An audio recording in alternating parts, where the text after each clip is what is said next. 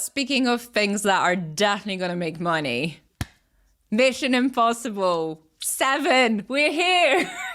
We are here. It's been a year since I've seen a Tom Cruise movie in a movie theater, and it's been a year too long. The last me tell you, I am thing, Top ready. Gun, right?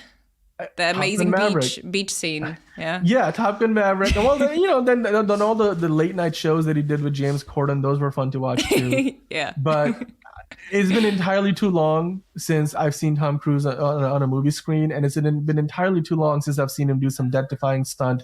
Or there was this clip that I saw that Paramount put up on YouTube where they did a compilation of Tom Cruise, literally like it's because they know the social media trends, very clever. Tom Cruise has been running in Mission Impossible since 1996 or 1999, and basically it's a compilation of Tom Cruise's running scenes from all the Mission Impossible movies. I have seen it. He gets faster and faster. He's like a machine. Faster. Yeah. Him running, this is the sole reason why you should go and see Mission Impossible, just to watch him run. His run is so iconic. This is probably one of the most iconic runs on the screen. I don't think anyone has a more recognizable run on the screen. Or a stunt.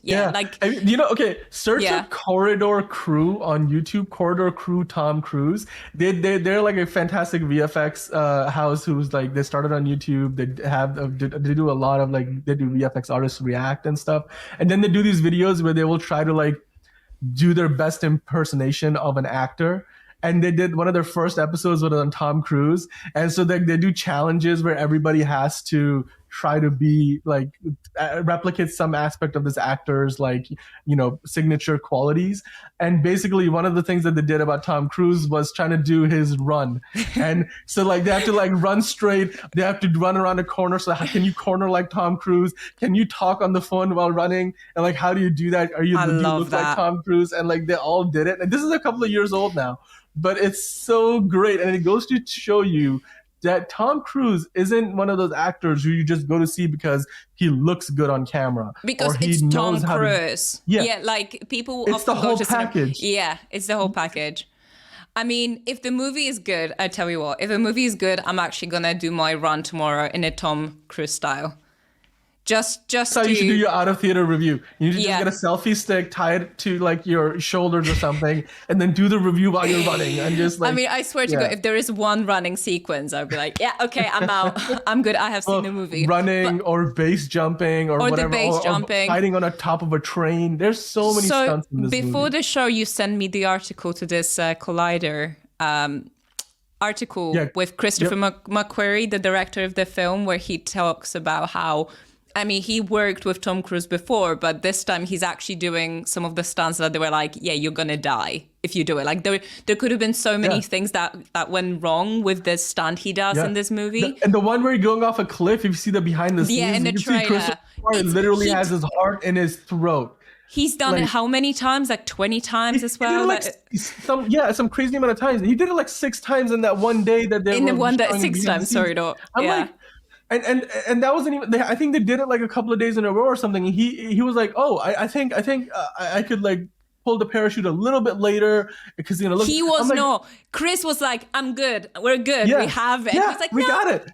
We got it. I can do it one more time." He loved it. He's such a like thrill junkie. He probably loves it. Thrill junkie. He's a perfectionist, and you can tell there's a filmmaker's mindset there. He's not just an actor who's going to show up on set, read his lines, do his scenes, and be done. No, he's a producer on all his movies now. He thinks like a filmmaker. The only thing he's got left to do is direct the movie. And I bet he's going to before we're done with Mission Impossible as a franchise, he's going to be directing the movies. But there has been some bad rep around this movie, if I remember correctly. Like a few months ago, someone leaked... No, that was during pandemic when they were shooting the movie. Someone leaked the audio of him just losing his mind because the phone went off. Yeah, but you know what? I can relate to that. If you're in a movie with Tom Cruise, you have your phone like in a locker, silent. Like I wouldn't probably even bring my phone to the set. Yeah, there is an etiquette. But, I mean, so fair enough. Yeah. But there was also it was on social media when they were filming this during the height of the pandemic, and obviously they're following all the COVID protocols at a time, and COVID protocols were brand new. Everybody's just trying to figure it out. And we shot a short film around that time. You and I were working on this project, and so we can relate to the experience of how different it was and how you had to do something brand new. You have one shot. You have certain time as well.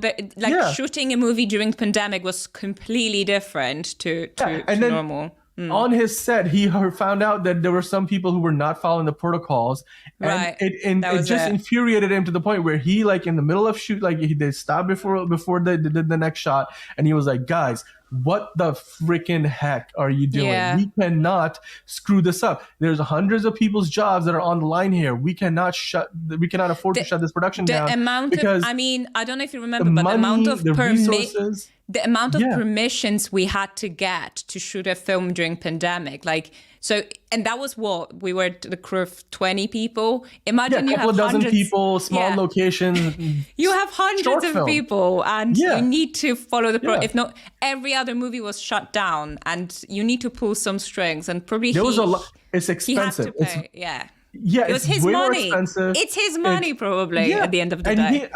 He stands to make a lot of money from these projects, but look, his rant then was all about the fact that we can't let a couple of idiots screw this up for the hundreds, if not thousands of us, screw over the studio and cause this movie to shut down because some person got sick and did not follow the protocol and then got everybody else sick. Or even if they didn't, COVID mandates meant that we couldn't shoot anymore. I'm like, you're literally hurting people's paychecks and their livelihoods by messing up on set. And so I think his rant was completely valid.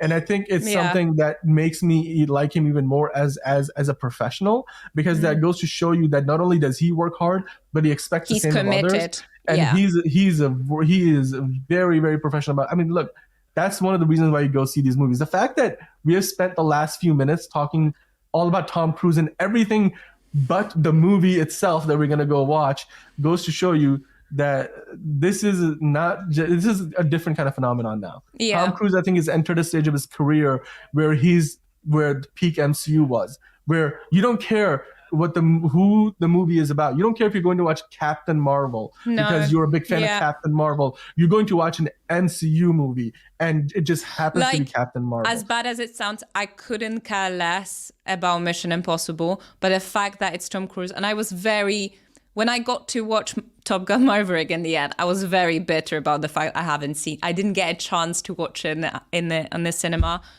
Because it's Tom Cruise spectacle. And I think the older you get as well, the more you start to appreciate the work ethic, the genius. And just knowing that if you're going to see a Tom Cruise movie, you're being served a really good movie. Like, he would not allow a bad movie to even to leave the post-production, because he's monitoring every step of the way. There's no such thing as like, that would do. Yeah, okay. Like, no, this guy is like scanning the whole process, like from screenwriting to shooting to post-production. You're watching this film. So you mentioned that, like, he hasn't directed a movie yet, but in a lot of sense of that word, I think he kind of has. He has directed every single movie he stars in, apart from Vanilla Sky. That was pretty awful. Well, we're past that part of his career. I think we're now, like you said, didn't happen. There's a certain guarantee of quality, and the fact that people can trust that whenever there's a Tom Cruise movie, unlike even like somebody like The Rock, like Black Adam, for example, as well as a lot of his other movies like Jungle Cruise, even with Tom Cruise, there's an expectation of quality, and you can trust that. And audiences, once you get their trust, and you can maintain that trust, that's the reason why the MCU was so successful at the peak of its prime, because people trusted that they were going to get a quality product. Like you just said, they trust that when it's a Tom Cruise movie, they'll get a quality product. And that's something where at a time when we get movies where people just don't know. You go to see Indiana Jones, is it going to be good or not? You go to see the latest DC movie or Marvel movie, you just don't know how good it is going to be. And then at a time like that, when people can rely on a Tom Cruise movie like a Mission Impossible, a Top Gun Maverick, to consistently deliver, I think that alone, that sense of trust and being able to deliver on quality, that right there is probably like even look, people go to see John Wick movies because they're like, it doesn't matter, it's gonna be good, like, and so they could trust the fact that it's gonna be good. You hyped me so much. I have shivers and tears in my eyes. So I'm going to see it in 1 hour. Oh my god, I'm going to explode. I mean, Mission Impossible Dead Reckoning Part 1, that means there's gonna be a Part 2, and he recently said, Tom Cruise did, that he might be doing these movies till his 80s. Like he was talking about, he's so proud of to Harrison Ford and doing like these kind of movies like the Indiana Jones and Dial of Destiny at his age. He's like, I would love to be like a Harrison Ford and be doing Mission Impossible till my 80s. And the best thing is he's gonna only keep pushing the bar. Yeah. He's gonna keep getting better and better. Yeah. What is he gonna be doing? Like, is he gonna be going to space when he's like 75 years old and then like he will. Yeah. He's gonna be the first one who makes a movie on Mars. Yeah. I don't know Probably. how.